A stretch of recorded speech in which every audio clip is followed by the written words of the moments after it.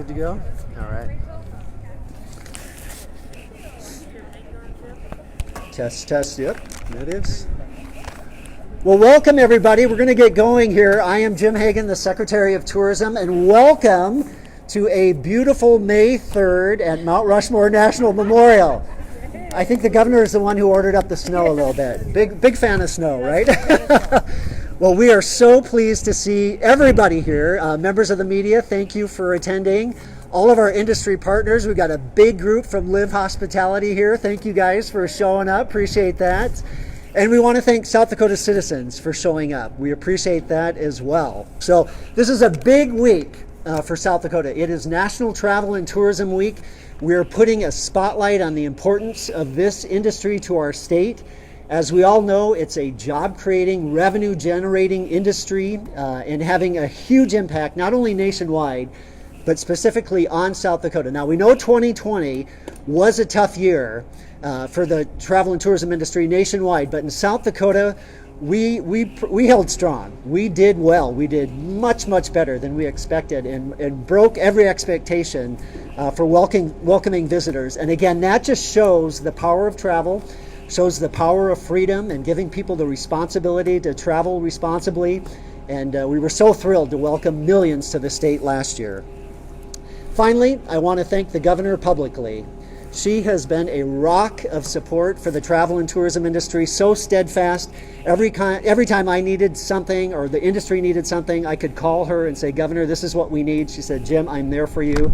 So this is my opportunity to thank our governor, thank her for being here today. So I'm going to introduce to you South Dakota's Governor, Kristi Noem. Good morning. Are you all awake or are you frozen? It's a little chilly out here, but wait 10-15 minutes, it'll maybe warm up. You're in South Dakota after all. We are so excited that it is National Travel and Tourism Week. This is a week we look forward to every single year because it allows us to tell our story. The story about how tourism is the second largest industry in the state of South Dakota.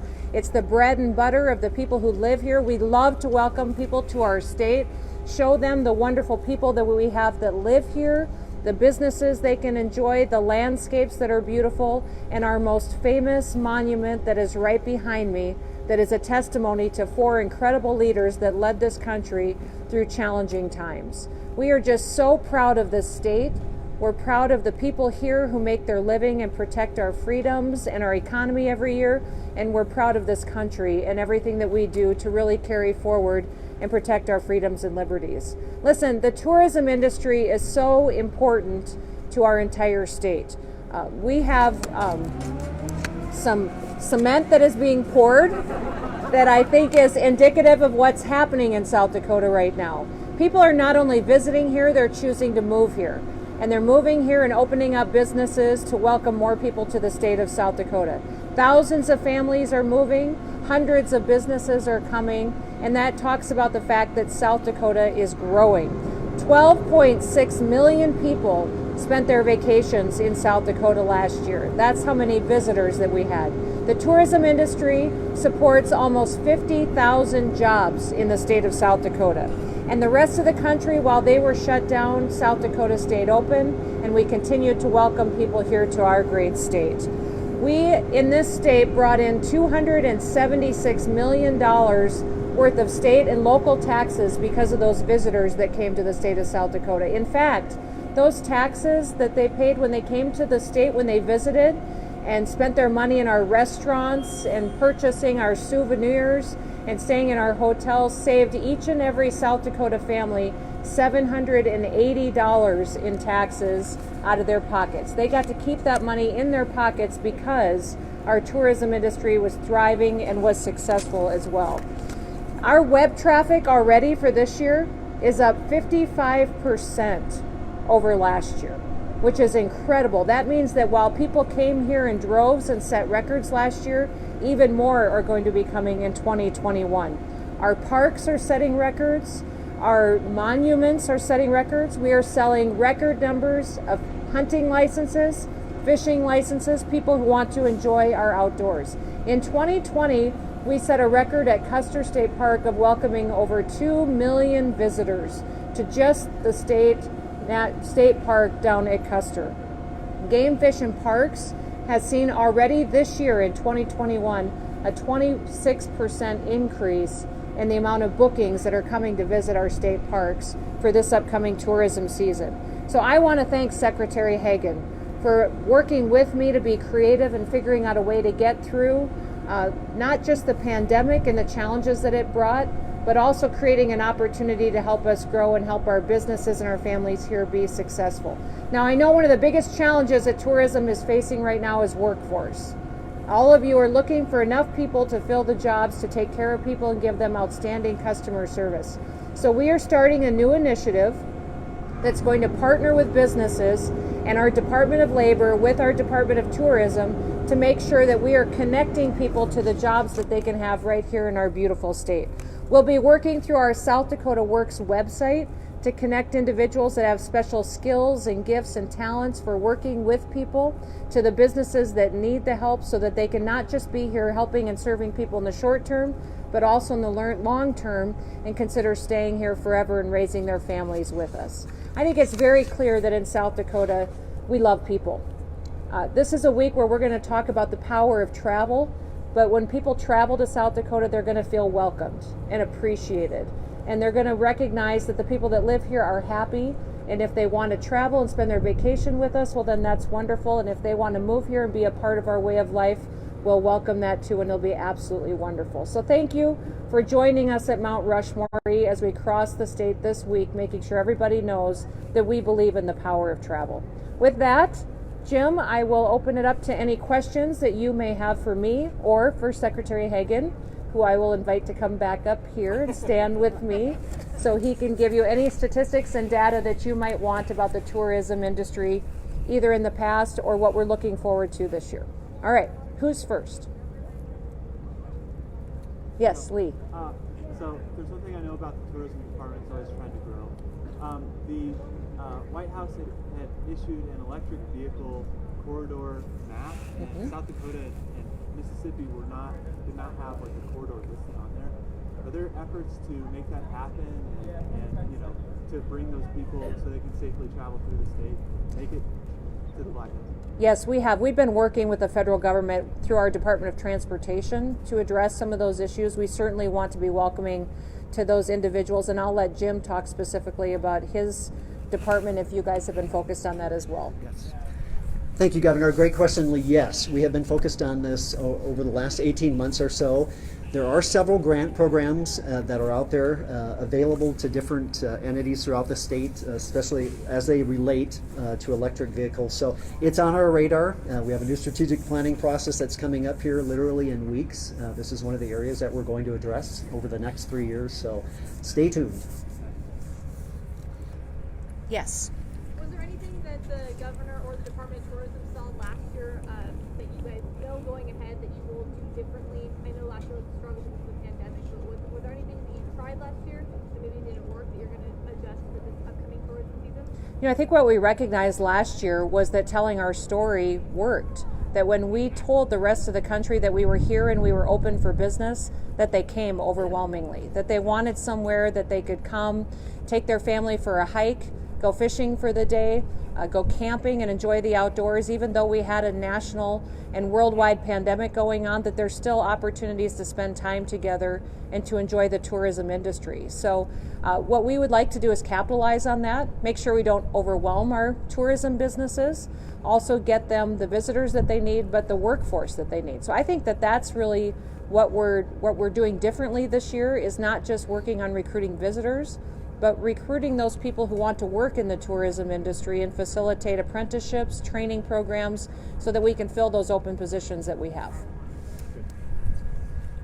Are we having trouble with H-2B visas this year? Is that part of the Yes. Yes, the H-2B visa issue, they're slow in coming, there's no question. The Biden administration just announced an additional 22,000 workers who are going to be made available on top of the normal allocation of 67,000. But that's just a drop in the bucket, literally. And so, but from what I understand from partners, it has been moving very slow.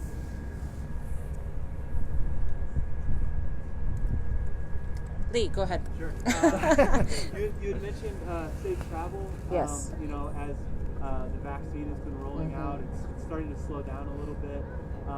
Early on in the pandemic, you had issued a PSA about washing your hands and stuff like that. Do you plan on doing that with the vaccine and part of the travel and stuff? We don't really have a PSA, a public service announcement planned as far as vaccination efforts, just because South Dakota has been leading the nation in vaccination efforts. We've been in the top 5 the entire time in distribution, and our folks that choose to get the vaccine have been able to do that and do it in a timely manner. So obviously the Department of Tourism website, the South Dakota website, has information on COVID-19, what you can do for safety precautions, and we'll continue to do that.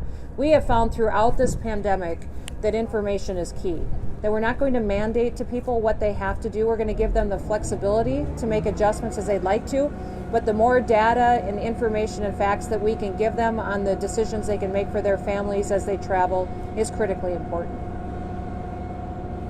Yeah. So you mentioned a new initiative to get people into jobs, especially with tourism. Right.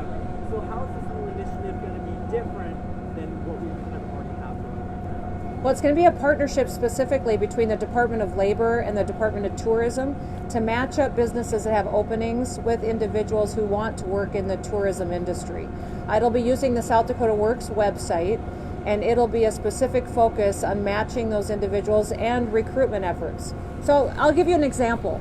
Several months ago, when we saw riots and protests all across the country in different cities, I made the decision to do a national advertising campaign for law enforcement officers.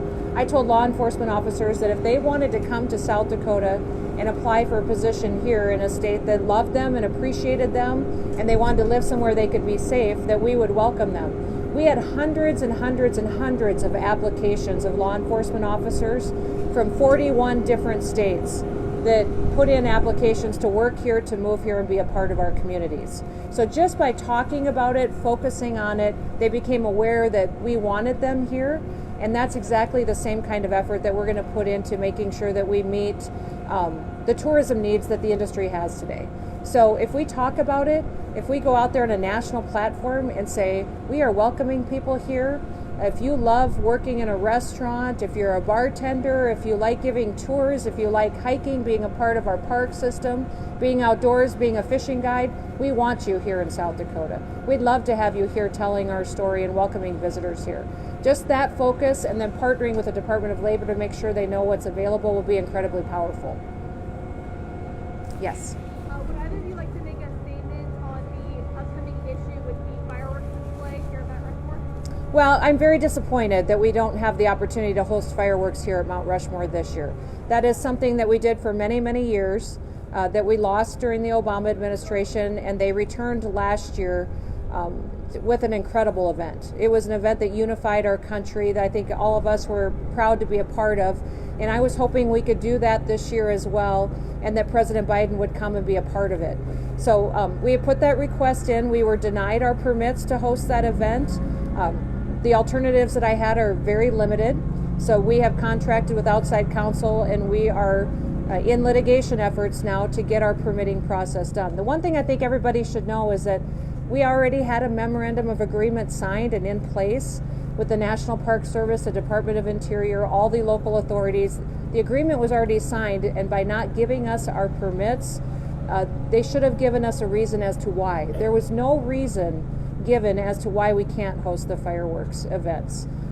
It wasn't based on environmental issues, it wasn't based on staffing issues or fire danger issues. It was just because they didn't want us to have them. So that's why we're in a lawsuit now, and we're hopeful that we can get a resolution in time to still celebrate America's independence.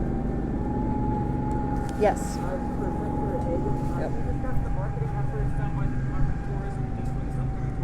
Sure.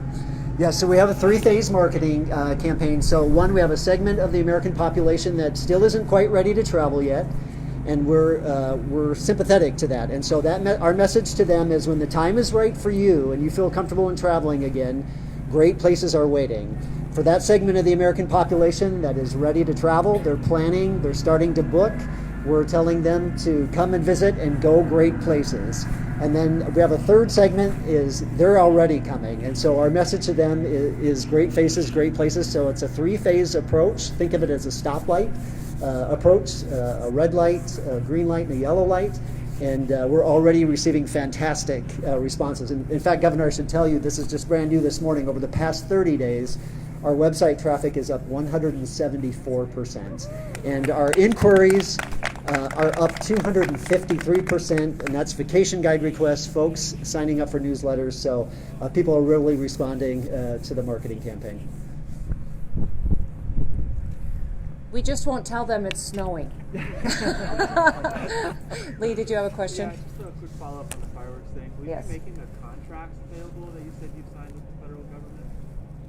You mean, well, they're all a part of the litigation and the legal documents that have been filed as a part of the lawsuit. So those should be public already. Okay. Yep. Yes. So with this upcoming tourism season, I know I've done a few stories about car rentals being sold out, hotels are starting to book up. Tourism season kind of never stopped from last Right. year from what I've heard. So what are you expecting for this upcoming tourism season? I'll let you talk Okay. about. Sounds good. Great question. All indications are it's going to be a very strong summer season. We're hearing that from partners across the board.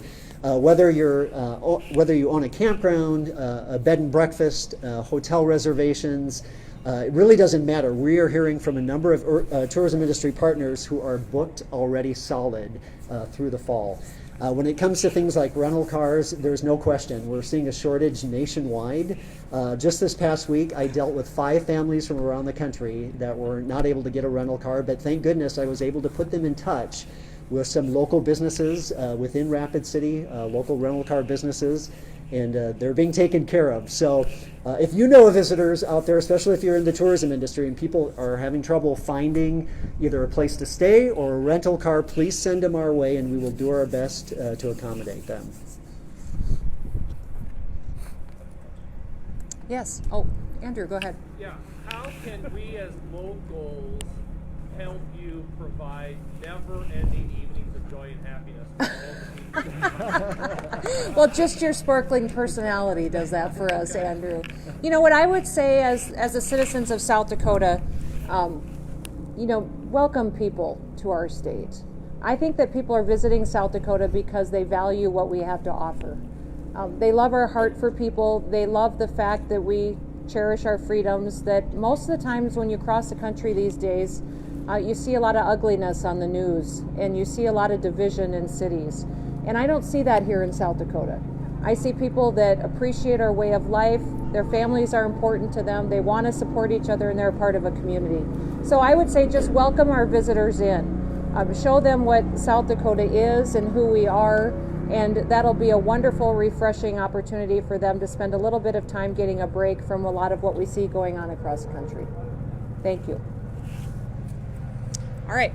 I think we will wrap that up. We'll be around for a little bit if you have other questions. But thank you all for coming. And remember, this week is all about the power of travel. So go around and talk to people. Make sure they're talking about the opportunity to come and visit South Dakota this year. We are excited about the tourism industry and about what it can provide for our state long into the future. Have a wonderful day. Stay warm.